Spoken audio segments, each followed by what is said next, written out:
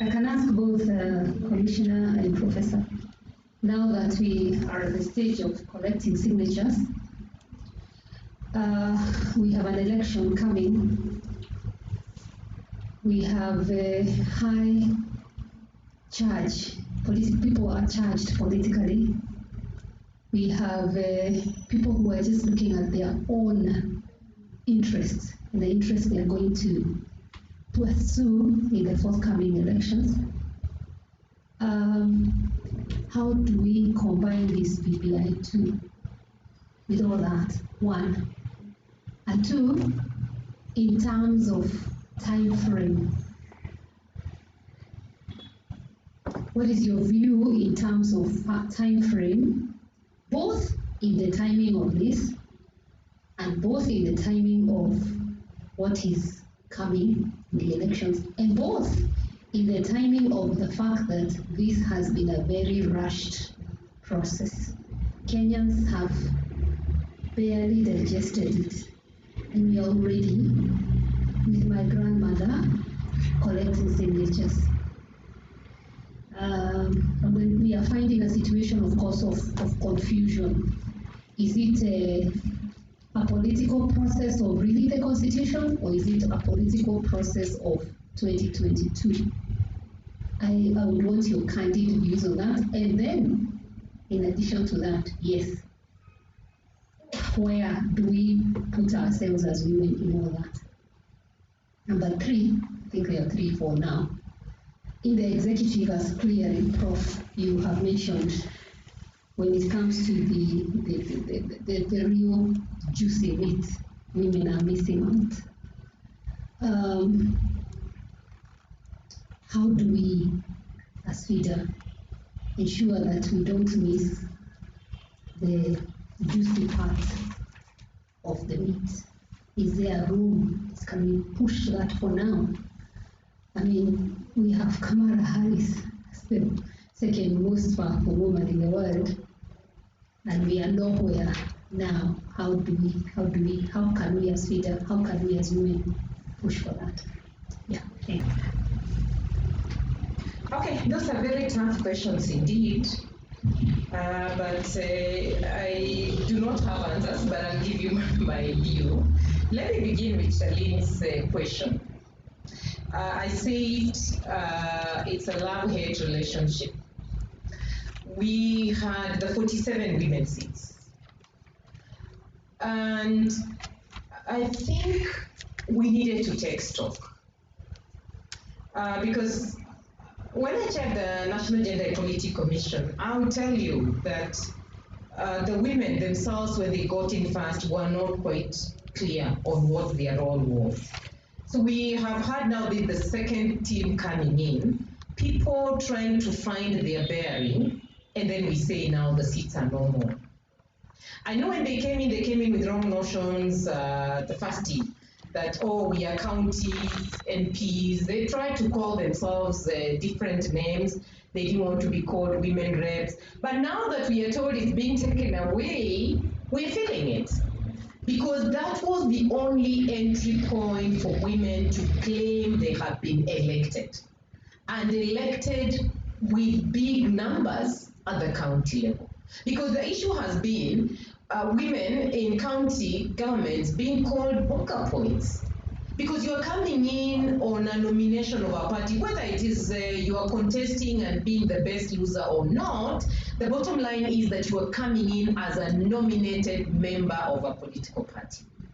I have said under Article 177, they now even have introduced a recall clause. So even as you get in as the best loser and you're getting in as a nominated member, the party can recall you when you do not vote the way the party wants. And we have had many examples of nominated members being threatened. The other day, was it Kisii? Where if you don't vote as your party wishes, you can be recalled. So clearly, women have to rethink about the seats that are coming in terms of add-ons. Now, when we initially didn't have anything for Article 97, We put then a campaign for women to give a memorandum.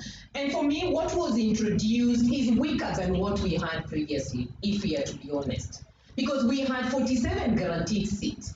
Now we are beginning at 0 guaranteed seats apart from the 3 women with disability and 1 youth. So we have 4 guaranteed seats as opposed to 47. Even for mathematics, that is totally not acceptable. Now, knowing that patriarchy is at play, when we had 70 seats added, and knowing that we had Parliament with the CJ's advisory to go home on their shoulders, I would have expected that the first thing they were going to do was to legislate Article 100 and give us a formula for getting in the 2/3 gender rule. But what do? We don't even think about gender. We don't think about women. We think about let's add 70 constituencies. And when we thought the 70 constituencies are being added for women, what do we see next? They are now up for grabs by men and women. When we go back to say, hello, we cannot see where the women are here, we then have punguza mzigo. We have now a situation where we are told, okay, you can be nominated. Vie, be the best loser and come in. But what I know is coming in from a political party list nomination, whatever you call it, whatever you sanitize it, is never equated to being elected. We already had money, the GAF money that had gotten into the women in the National Assembly. Nobody is telling us if that money goes to the county assembly, but we know the limitations of the Senate. So the Senate will have, but what the senators can do is not what a member of a constituency elected can do. So we are losing out on both fronts, and if you ask me to be honest, we rather have the 47 elected women seats as they are now. In terms of what Prof had given us, lest we forget, we never costed the Constitution when we got it enacted. Nobody costed to tell us what it will cost. So when I keep hearing that the women give us the mzigo, I wonder, because democracy is expensive. Running the 47 counties is not cheap. So why does it become expensive when we are talking about the affirmative action? Patriarchy at play. In my view, Chair, we honestly need to have a commentary from Fida. What does Fida think in terms of what the discussion we're going to have? And then Fida, as an organization, take a position. You have an opportunity to go out and educate Mama Mboga. But I know the challenge is drawing between the reality and politics. So we have those two competing interests, and sometimes it becomes very difficult. But I think with all honesty and serving the interests of the women of this country, we need to look at this soberly out of the two political camps, because I know I'm on women forums and we already have divided ourselves within the political image. But FIDA being a professional body chair, how do you guide us in terms of having an advisory that we're going to use to educate our members? Because I don't know, if a window of opportunity is opened for more comments, we are better off leaving the National Assembly with the 47 elected women as opposed to the long stories of the best loser and getting into a political parties. We know who the owners of political parties are. Thank you.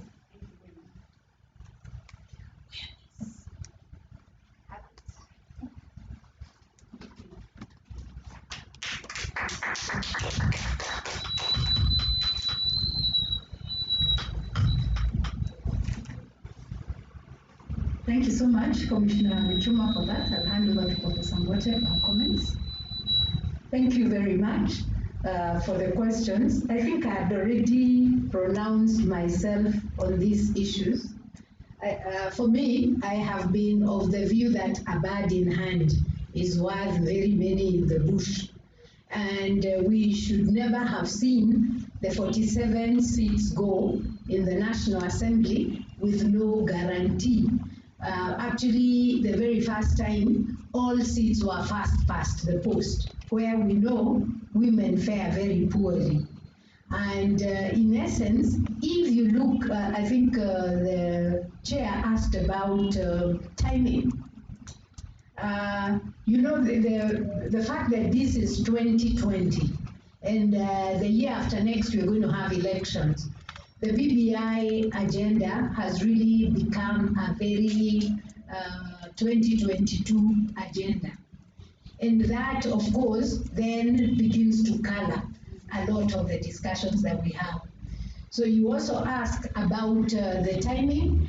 I think this is wrong timing. We are battling, and you know, I'm saying this being very careful, because I know politicians use women to get the masses. So women, people will say, oh, this is not a good time because people are battling corona. But that is a reality. We have seen our economy actually almost go down. Do we really, is this the best time to begin talking about a referendum? Even when you begin talking about participation, are there going to be people who are left out because they are dealing with life and death issues? Can you, you've seen in the region how elections are being rigged because campaigns are actually choreographed to favor certain people and the use of the pandemic. So how can we guard against that in our country? And you know, there is no, when you think about how many years it took to get the 2010 Constitution, then 78 amendments, you know, beggars believe that we are supposed to understand them and be able to look at when this one goes, what happens to the other one. We can't tell that in this very short window. So for me, for women, and FIDA needs to state its position. And that's why I was saying, you have to have scenarios.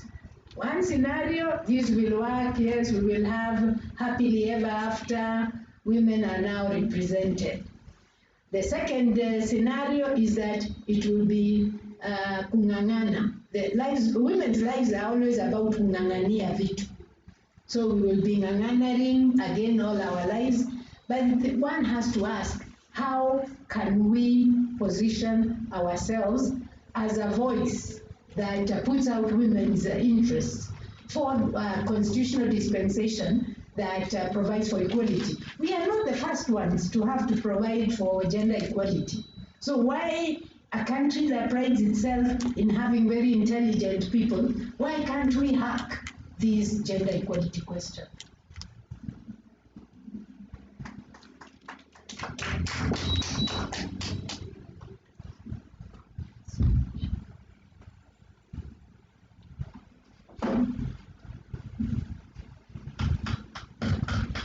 Thank you so much, Prof, for that as well. For both our esteemed panelists, there's a last question. I think it's more of a comment, but please feel free to add on. From one of our council members called Cynthia Osiro, who has asked that now that nomination seats will only be for a specified period of time, did you say 15 years? What strategies are playing alongside this to ensure gender parity at the end of the specified time? If this will not be put in place, then we will be going back to the problem as it is. So feel free if you have any additional comments to esteemed panelists to add on to that. And I think for me, and a lot of it has been said, I think my parting question or comment is, again, as we struggle, and as you said rightfully, Commissioner Lichuma, we are a professional body. We work a lot with the women at the forefront. They're not really grassroots women who are not empowered, but they know what it is they want. How do we bridge the divide? How do we take this discussion away from the capital city and take it to the front lines of the rural women? Because they're the ones, as you said, who turn up for signatures. They'll turn up at the day of the polling stations early in the morning. How do we safely secure and bridge that gap between the women in the capital city as well as women at the forefront of development in the grassroots areas? So thank you. Those are my final comments. So I'll hand over to our two panelists if they have any additional or last comments as well. Thanks.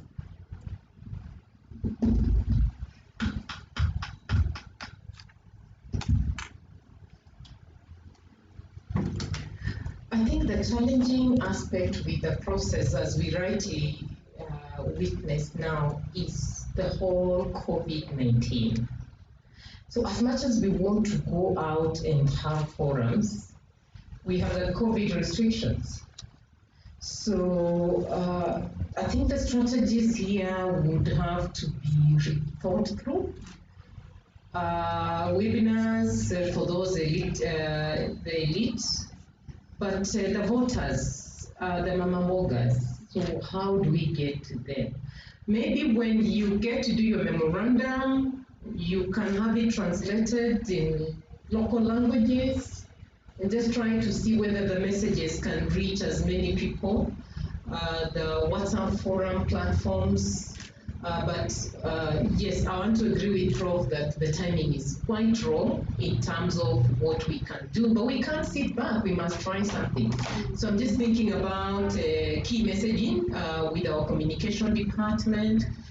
What is the message? First, let's have members agree and we develop a common strategy, and then we have the messages. But of course, we also will have to be ready to be leveled, because clearly it has stopped being a constitutional amendment. People already are looking at it beyond what we can see. So whichever way you take, you must know that you will be told you are in one camp as opposed to the other.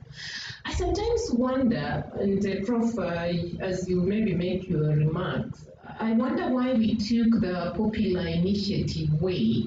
Because clearly, I mean, if the constitution was to be amended, and already we know the players, maybe they just needed to have done a parliamentary initiative. Because it's equally also allowed. Because I don't think Kenyans have fully participated to come to the verdict that we have. Yes, we know there were issues, and we want to appreciate for the calmness in the country that was brought by the handshake and the BBI. But as to whether the popular initiative is the way to go, I am not certain that the timing is good for us to go that direction. And for the comment that was given from one of the participants who is following us, yes, the sunset clause does not have mechanisms to ensure that within the 15 years we have gotten to that level. One looking at some of our members, looking at Honorable Millie Odhiambo, looking at Honorable Alice, say yes, we now have women who may have had an affirmative action, they came in, they contested, they won. But it's not always the case, because I take another very strong woman I admired her in her early youthful ages, Honorable Cecily Mbarire. She did it and did it and did it, but then tried again and did not make it. So it doesn't mean that once the 15 years, women now must go out there and be voted, because what it means is we have no fallback position. After 15 years, well, Mama, if you can't go and contest and win, sorry, you're on your own. But what we know is that the barriers, the structural barriers that get women not vying will not have been resolved. So until we get a system that helps us to resolve those structural barriers within political parties, within communities, I keep giving my own example. Once I said I wanted to vie in Kakamega, and I said I would go for the gubernatorial seat. And my son, at that time he was not even 18, looked at me and laughed and said, "Ay, mommy, maybe you just went to for MCA." So you see, even at that young mind, young level, the issue of patriarchy are real. Some of these seats are not meant for women. So for women to sit and think within 15 years at the national level we'll have gotten it, or 10 years at the MCA level would have gotten it, I think we'll be lying to ourselves. We need to begin to think about the strategies. Now, Kenya has ratified international treaties, regional treaties that call for representation at 50-50, at the AU 50-50. So what are the mechanisms we are putting in place for 50-50 instead of blaming the women? Maybe the formula would have been simple, but since I'm not a politician, let me just say my formula. My formula would have been reduce the constituencies to 100, elect in every constituency 1 man, 1 woman, and you get an equal number, equality of vote, equality house, and then we see how we make up for the other intersectionality issues, disability, the youth, the marginalized, and give them some seats at that particular table. But now, I am not a politician. I wouldn't want even to think in those lines. But with what we have now, the women's seats are not guaranteed beyond 15 and 10 years.